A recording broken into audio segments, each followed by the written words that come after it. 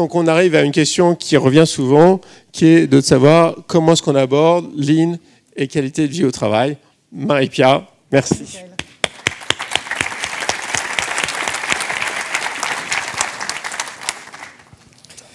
Donc moi, le Lean, vous m'entendez?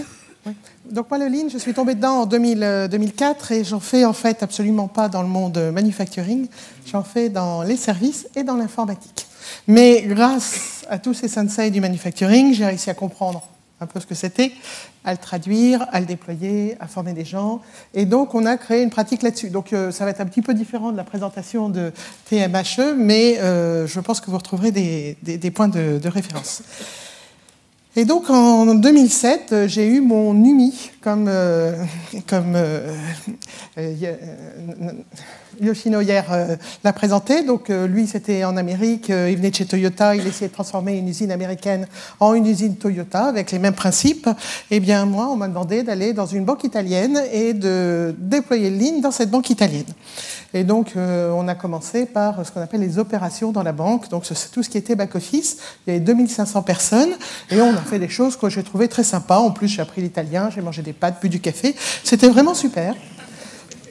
Beaucoup de bénéfices à tout ça, donc des clients qui gagnent 10 points de satisfaction, des délais qui s'effondrent, de la qualité, enfin un taux de défaut qui est divisé par 2. Tout ça a un impact sur la productivité de 23%. Sur 2000 personnes, 2500 personnes, ça commence à être statistiquement intéressant. Et puis on était ravis. Enfin, je veux dire, le management, les équipes, nous, on était ravis. Mais il s'est passé en 2010 quelque chose qui m'a vraiment surpris. La banque au niveau mondial a lancé ce qu'ils appellent une Global People Survey. Et donc, en Italie, il y avait des notes moyennes sur les 15 questions. Et le département F, c'était le département des back-office. Donc, 3 ans après avoir démarré le Lean Management, les personnes des back-office ont dit nous, on se sent mieux dans l'entreprise que nos collègues. Donc, sur 15 indicateurs présentés, 11 fois, ils surperforment leurs collègues. Et puis, 4 fois, ils sont dans la norme. Et donc, ça a été un étonnement pour l'ensemble du management de la banque. Je me suis dit, mais enfin, c'est pas possible, les back-office, en plus, vous savez, on les envoie un peu loin. Les agences, c'est souvent assez chouette. Les commerciaux entreprises, ils sont toujours beaux. Mais en revanche, les gens des back-office, on les considère un peu comme les prolétaires perdus et abandonnés de la banque. Et tout à coup, ces gens-là se disent, non, écoutez, on est vraiment bien dans cette entreprise, on comprend ce qu'on fait, on est engagé, on est intéressé par ce qui se passe. Donc, j'avais assisté à des confs, j'avais eu des témoignages, j'avais été dans plusieurs pays européens, rencontrer des gens qui faisaient du Lean Management.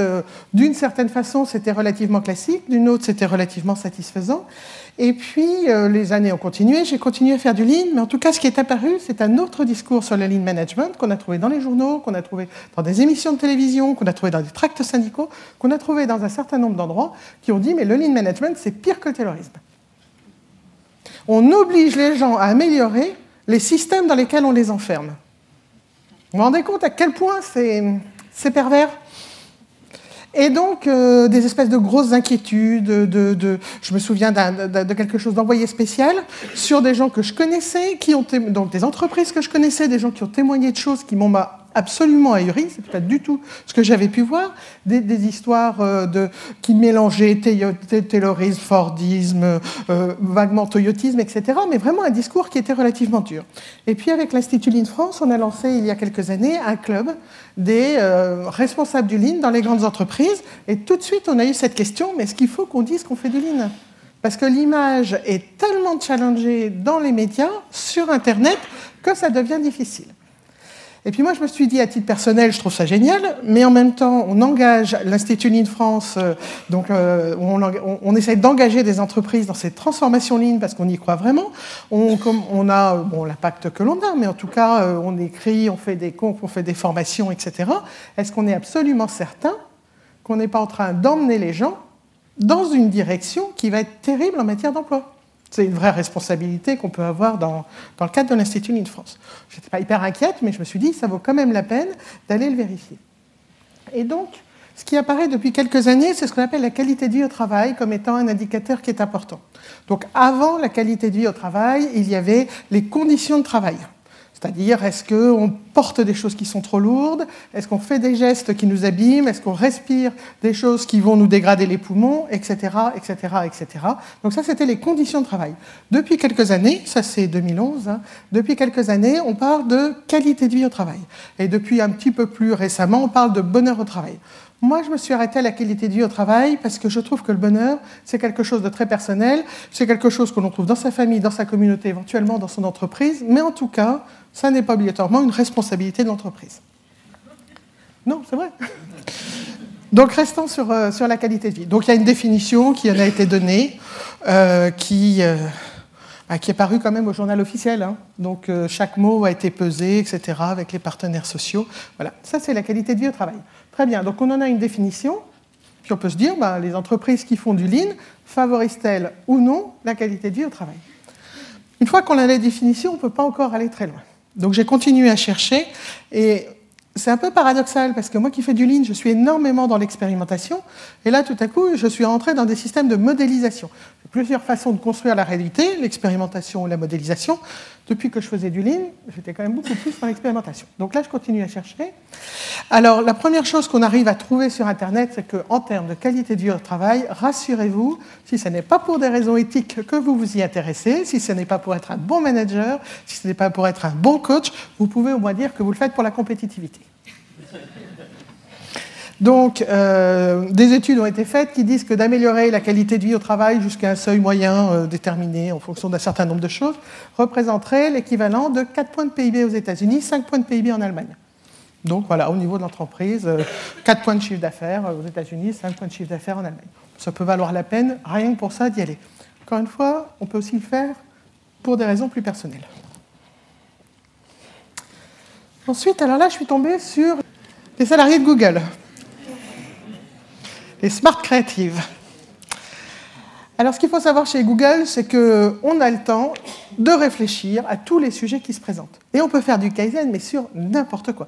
La taille des assiettes, à la cantine, celle qui va permettre à chaque salarié de manger à sa faim, tout en ne jetant pas trop. Quitte à ce qu'il ait le droit d'aller se resservir. De toute façon, comme tout est gratuit, il y a bien sûr le droit d'aller se resservir. Mais voilà, donc on fait de la réflexion, de la modélisation sur n'importe quel type de sujet. Et donc, ils se sont posé la question de savoir qu'est-ce que c'était qu'une équipe qui fonctionnait bien. Donc, ils ont, vous savez, ils ont des moyens pour réfléchir. Bon, ils ont de l'argent, ils ont de l'intelligence, de l'intelligence statistique, de l'intelligence en termes de modélisation, ils peuvent faire du big data. Enfin, ils ont vraiment des moyens extrêmement modernes d'explorer les sujets qu'ils souhaitent explorer. Et donc, ils ont lancé un projet qui s'appelle Aristote, qui a abouti en 2010-2011, et qui dit en fait que les équipes fonctionnent bien, les équipes se sentent bien, quand la première chose qu'elles obtiennent, c'est de la sécurité psychologique. C'est le fait de se dire, quoi qu'il arrive au sein de l'équipe, je ne serai pas prise à partie. Et ce qui veut dire en termes de ligne que j'ai le droit de poser mon problème sur la table. J'ai le droit de dire que j'ai une difficulté, j'ai le droit de dire que je ne sais pas, j'ai le droit de dire qu'il y a un problème de qualité. Donc ça, je trouve qu'on retrouve un lien entre le projet Aristote, tel qu'il modélise le plaisir des équipes, et le lean management. La codépendance, c'est le fait on va réussir ensemble. C'est-à-dire que je ne suis pas le héros de mon équipe, je travaille avec des gens sur lesquels je peux m'appuyer, et ensemble, on va réussir ce qu'on nous demande de réussir. À chaque équipe, ses sujets. Donc, le lean management avec son management visuel qui explique, qui permet de voir, de comprendre, d'agir ensemble. La notion de performance dont on vient de reparler il y a un instant, en disant, voilà, on voit la performance, on voit qu'elle bouge, mais c'est une performance qui est collective, qui n'est pas individuelle. Tout ça, je pense que ça va dans le sens de la codépendance. La clarté des structures et des buts. Donc, quand on fait du lean management, on réfléchit à son process, à qui sont les contributeurs, quels sont leurs rôles, on essaye de réfléchir à son but, comment est-ce qu'on définit la qualité, comment est-ce qu'on définit le succès. Ce sont des éléments qui n'ont rien d'évident. Le sens, si je fais ça, ça sert à quoi? Chez Google, ça sert à faire des campagnes marketing qui rapportent plus d'argent à Google, donc voilà, c'est le sens. Mais chacun son sens. Et puis l'impact, quel impact on a sur l'entreprise quand on fait tout ça. Je me suis dit, c'est pas mal, ces histoires de Google, c'est jeune, c'est moderne, c'est dynamique. Enfin, on ne travaille pas tous chez Google, on n'a pas tous les mêmes problèmes de recrutement, on n'a pas tous les mêmes problèmes de formation, et finalement, on pourrait essayer de retomber sur des choses qui sont plus traditionnelles. Moi, je travaille avec des gens qui travaillent dans des endroits comme ça, et encore là, c'est super clean, super bien rangé, etc. Puis vous, dans le manufacturing, on travaille plus avec des gens qui travaillent comme ça, donc on est moins avachi sur son canapé à réfléchir et à créer quelque chose. Et donc j'ai repris cette étude de Gallup que m'avait présentée Michael il y a des années de ça, qui est racontée dans un bouquin qui s'appelle First Break All the Rules. Et donc Gallup Institute fait des enquêtes à un niveau très intense. En 20 ans, ils ont interviewé 31 millions de personnes. Donc quand ils ont envie de modéliser quelque chose sur qu'est-ce qu'un bon manager, comment est-ce que ça se passe pour un employé, qu'est-ce que quelqu'un qui arrive à vendre, etc., ils ont énormément de matière. Et donc, ils ont dans leurs analyses, ils ont des statisticiens très pointus, dans leurs analyses, ils ont identifié 12 critères, 12 questions. Et si nous répondons oui à ces questions, c'est que globalement, nous sommes engagés dans l'équipe, ou alors, c'est que globalement, quand on rentre à la maison le soir et qu'on dit « mais est-ce que tu as passé une bonne journée ?» 13e question, si on est bon sur les 12 autres, on va répondre oui. Et donc ça, j'ai trouvé ça intéressant. C'est un peu compliqué à rapprocher avec le Lean, mais je vais essayer de vous faire un topo sur le sujet. Et donc, ils arrivent à classer les gens en 3 catégories et à prévoir dans quelle catégorie on est en fonction de 12 questions. C'est vraiment des stats. Donc, la première catégorie, c'est « je suis engagé ». Voilà, bon, on se dit, on est enthousiaste, on est content du contenu du travail, de l'environnement de travail. Bon, ben voilà, on peut faire un lien entre ça et la qualité de vie du travail. La deuxième catégorie, c'est « je ne suis pas engagé ». Mais alors, la troisième catégorie. Pardon ? Je suis activement désengagé. Là, vraiment, ma boîte, j'en ai ras-le-bol. Voilà. Et je vais non pas y aller en traînant des pieds, mais je peux y aller en étant vraiment pénalisant pour l'entreprise. Moyennant quoi, on arrive aux 12 questions. Donc la première question, je sais ce qu'on attend de moi. J'ai repris une photo présentée hier. Je sais ce qu'on attend de moi, mais on attend que je produise ce produit-là, avec cette carte Kanban, que je le produise. Donc je sais ce que je dois produire. Et dans la foultitude de ce que je dois produire, je vais produire ça maintenant. Je sais quand est-ce que je dois le livrer. Je sais quel est le niveau de qualité que je dois livrer. Je sais ce qu'on attend de moi. Moi, je peux vous assurer, pour avoir accompagné des centaines d'équipes et des milliers de personnes, que les gens sont parfois complètement perdus dans le système. Ils savent qu'il faut prendre des piles et déplacer des piles, et qu'il y a un vague travail à faire entre les deux. Mais, non, mais c'est vrai. Mais par contre, qu'est-ce qu'on me demande exactement? J'ai vu des gens, dans les gens perdus, j'ai vu des gens prendre des fichiers PDF qui étaient des scans de relevés de compte, feuilles de salaire, etc., etc. Prendre ces PDF, les imprimer, prendre l'impression, regarder le PDF et vérifier que les deux informations concordaient. Mais ils en étaient désespérés de faire ça. Mais vous voyez, bon là c'est très caricatural, mais ils venaient au travail en se disant « mais à quoi je sers ?» D'accord? Donc, avec le Lean, la première chose qu'on fait, on va essayer de construire un management visuel, on va essayer de montrer ce qu'on va sortir, et on va essayer de montrer comment on va le sortir. C'est le début de comprendre ensemble. Donc en tout cas, on sait ce qu'on attend de moi. Et tout le système doit permettre de le mettre en évidence.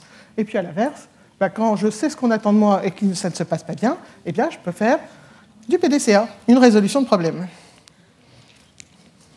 La deuxième chose qu'ils disent, la deuxième question de Gallup, j'ai les moyens et l'équipement nécessaires pour bien faire mon travail. Donc là, j'ai mis typiquement des photos de 5S, encore une fois, dans le monde des services. C'est des photos réelles. Hein. Donc voilà, avant, après. Alors, l'idée du 5S pour arriver à classer, ranger, jeter, séparer, etc., c'est très bien. Mais moi, je trouve que le 5S commence à devenir intéressant quand les salariés arrivent à dire « Eh bien, moi, pour bien travailler, voilà ce qui me manque. J'ai un petit écran.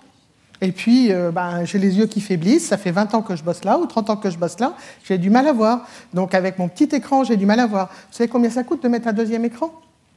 200 €, 300 €. Vous voyez, en termes de qualité de vie au travail, ça peut changer les choses. J'ai de la lumière qui arrive sur le panneau qui me dit à quel endroit, ça c'est des choses que j'avais vues à la poste, à quel endroit le courrier que j'ai, je dois le mettre dans un sac. Et en fait, la plupart des adresses, je les connais, mais quand l'adresse est un peu particulière, j'ai une espèce de référentiel. Mais alors le référentiel, il est vraiment bien éclairé par le soleil qui rentre le matin, et donc en fait, ce que je vois, c'est quelque chose qui m'éblouit. Vous voyez? Donc, toutes ces histoires de qualité de vie au travail, de est-ce que j'ai accès à l'eau, est-ce que c'est bruyant? C'est souvent très bruyant. Est-ce que j'ai des post-it qui ne tombent pas du mur? Vous imaginez, on fait un management visuel pour voir un flux, puis d'un coup, paf, le post-it tombe. Quelle catastrophe, etc., etc. Tout ça, ça joue sur le moral des salariés. Donc, je me suis dit, pour l'instant, le Lean, ça va bien. Troisième question, Est-ce que j'ai l'opportunité tous les jours de faire quelque chose que j'arrive vraiment bien à faire?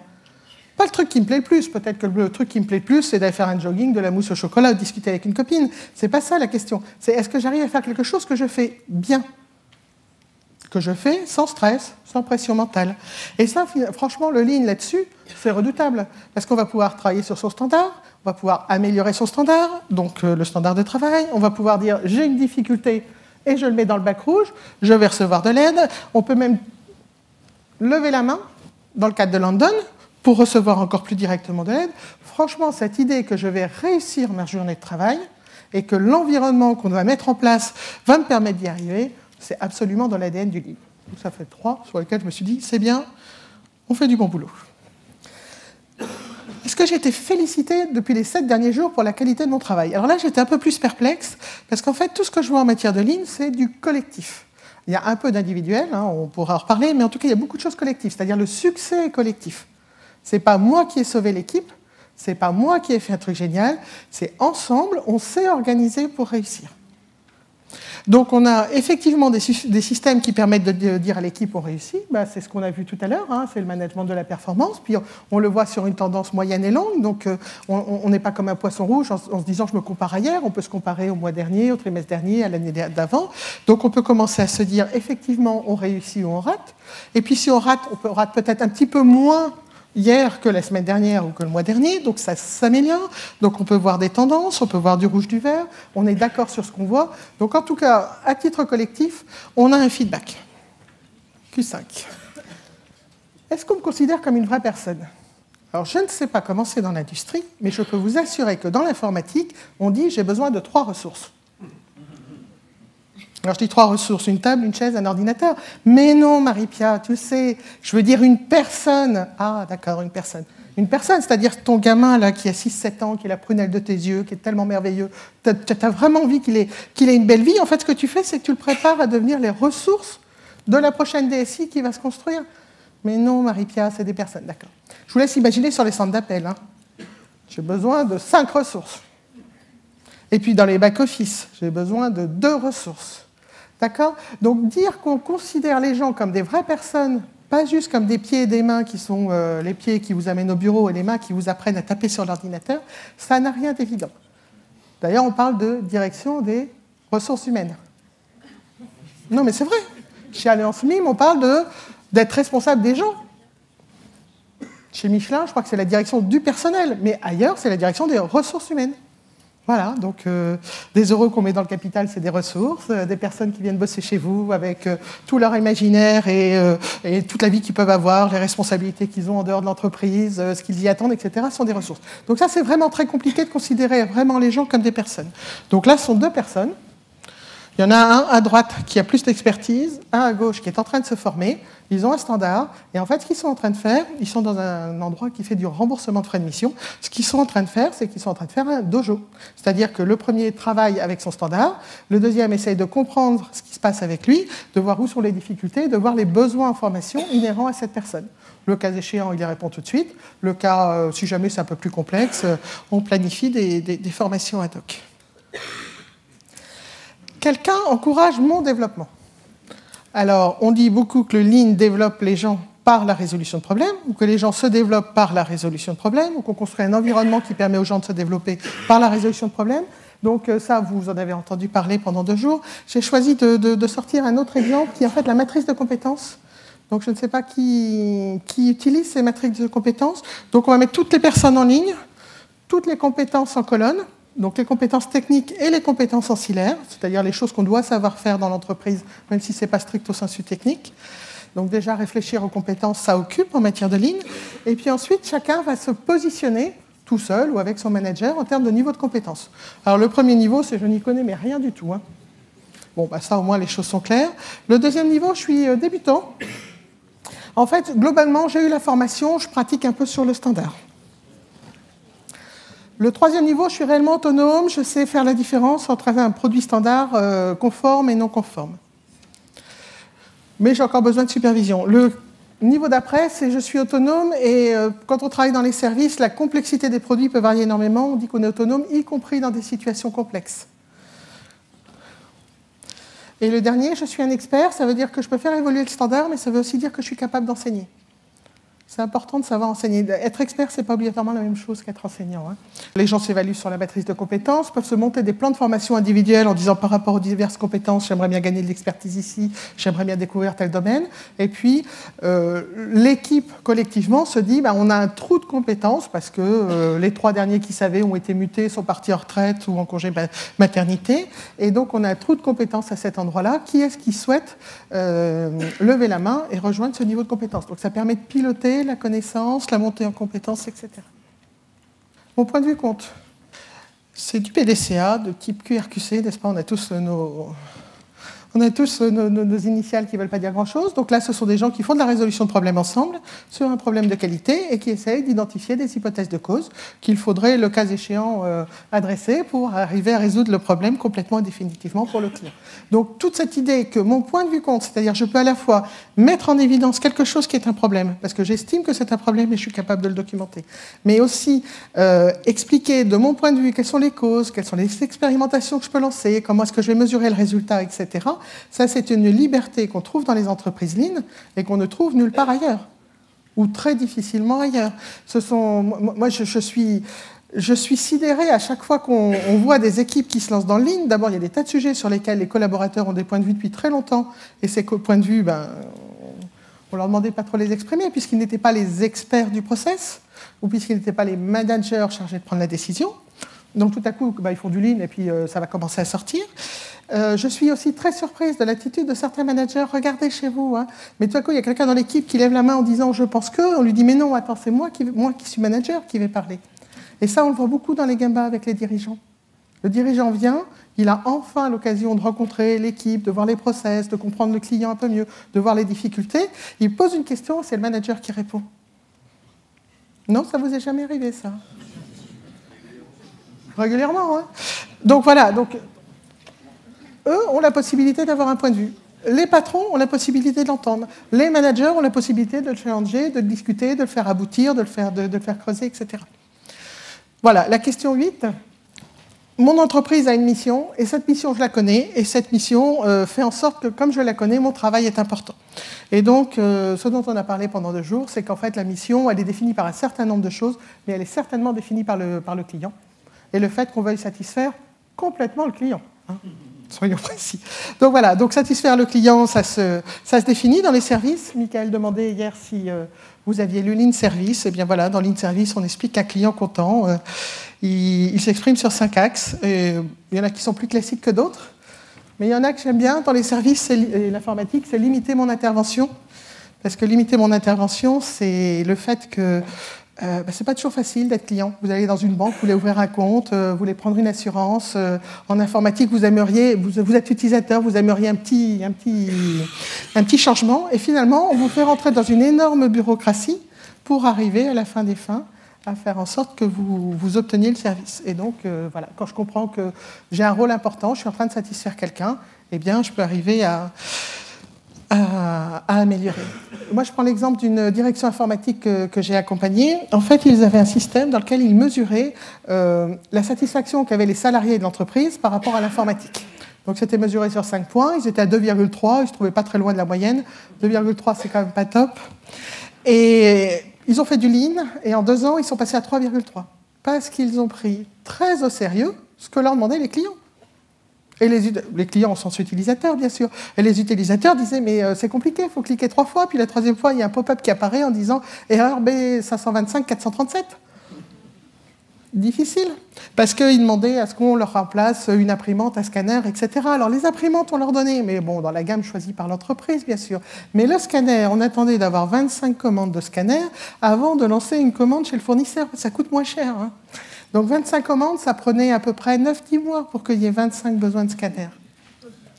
Et on avait quand même gagné au moins, je ne sais pas, 30 ou 40 € dans l'histoire. Donc voilà. Donc, non, c'est vrai, c'est comme ça que ça se passe.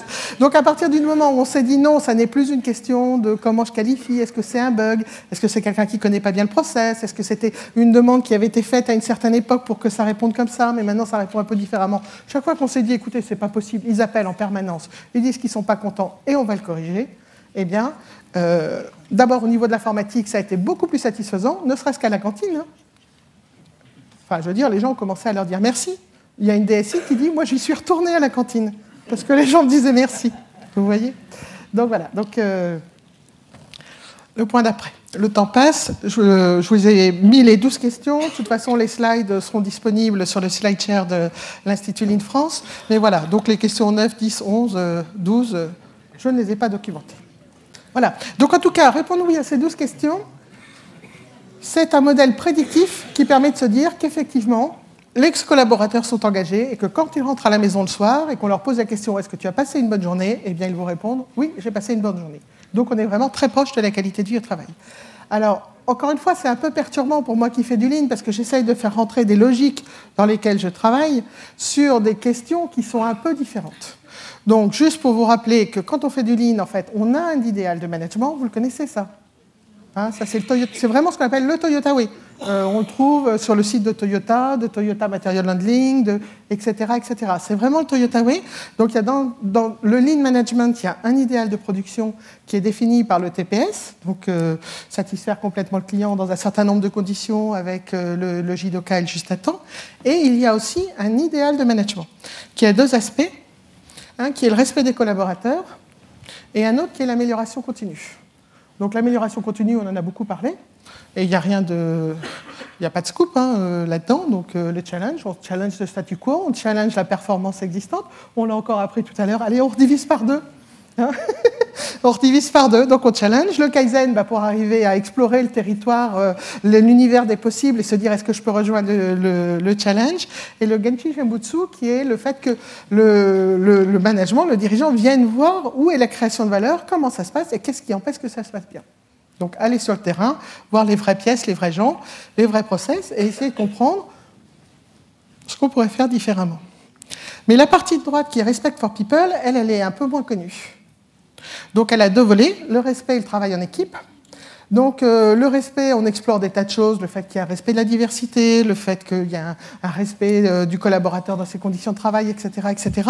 Mais finalement, en synthèse, le respect, c'est le fait que chacun, dans son travail, a le droit de réussir sa journée. Donc, on va travailler sur les outils, sur la connaissance, sur la fluidité, sur la pénibilité, etc., etc. Et le teamwork, comme souvent quand on essaye de comprendre les systèmes de Toyota, c'est un peu paradoxal. Donc, le teamwork, en fait, il a deux axes. Le fait que je sois responsable d'équipe et que je vais emmener mon équipe quelque part et on va y aller ensemble. Et je vais développer un leadership managérial vis-à-vis de mon équipe. Mais le teamwork, c'est aussi le fait que je prenne un problème et que je vais obtenir d'un certain nombre de gens qui ne sont pas du tout dans ma ligne hiérarchique, que je vais obtenir d'eux, qu'ils vont collaborer avec moi pour arriver à résoudre ce problème. Ça peut être des petites choses, ça peut être des grandes choses. Je vais vous donner juste un exemple de petite chose. C'est une équipe qui doit changer en permanence dans les bases de données clients de l'entreprise les références des clients. Le client déménage, le client change de compte, le client se marie ou se sépare de son conjoint. Tout ça, il faut que ça soit suivi dans les bases de données. Et donc, l'équipe commence à 8h30. Et le courrier arrive à 9h30. Donc, en fait, ils peuvent travailler de 8h30 à 9h30 un peu le stock de la veille. Donc, s'ils n'ont plus de stock, ils s'enquiquinent. Et puis, à l'inverse, eh bien, à 9h30, ils se disent « Mon Dieu, on a tout ça à faire dans la journée pour respecter notre juste à temps. Ça va être un peu compliqué. » Et donc, il y a une personne de cette équipe-là, et je vous assure que faire du data entry dans les sociétés de services, ce n'est pas considéré comme étant le top du top des métiers. Hein. Donc, il y a une personne dans cette équipe-là qui va voir le service courrier, qui explique son histoire, et qui se met d'accord avec le service courrier, qui lui dit « Mais bien sûr, je vais changer ma ronde, et je vais passer chez toi à 8h30. » Petit Kaizen, mais c'est vraiment du teamwork, c'est-à-dire que j'ai développé mon leadership en dehors de tout lien hiérarchique. Le service courrier et cette personne-là, il y avait au moins 5-6 managers entre les deux. Vous voyez, il aurait fallu remonter quasiment jusqu'au patron de site. Donc voilà, donc c'est ça, le teamwork, c'est on va apprendre à mieux travailler ensemble pour réussir ce qu'on doit réussir, ou je vais être capable de développer du leadership pour réussir une résolution de problème. Voilà ce que je voulais vous dire. J'espère que ça vous donnera des arguments si les gens vous disent ben, enfin le lean, la qualité de vie au travail. Et puis, les références de Gallup sont faciles à trouver. Merci.